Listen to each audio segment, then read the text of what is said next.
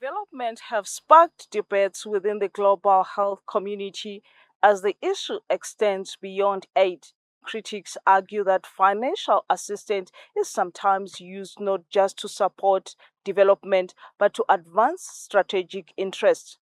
While such funding is often presented as development support, concerns persist that some agreements come with conditions that may compromise national sovereignty. A number of countries in the region have signed them. The work that needs to happen is to understand and unpack what those agreements really look like. And in Kenya, there's been a challenge in the constitutional courts. We need to see what happens with that. What is it revealing about what is the actual aspects of what's supposed to happen with this data? Zimbabwe's rejection of U.S. healthcare funding, for instance, centered on issues of data privacy and resource control. Some African governments warn that such arrangements risk turning aid into a tool of influence rather than a balanced partnership. I spoke with Minister Aaron Mutweredi in his capacity as South Africa Minister of Health, asking whether South Africa would consider accepting similar U.S. health funding. No, South Africa is not going to sign, no.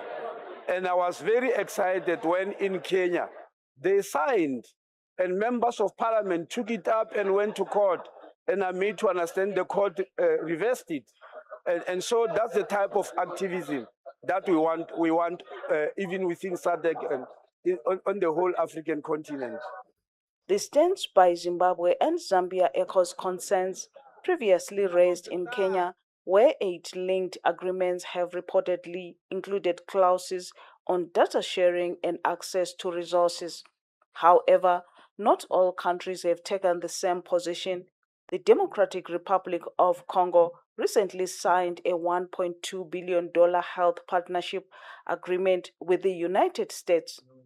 U.S. officials say discussions with several other African countries are ongoing, including talks with Nigeria, despite broader concerns being raised.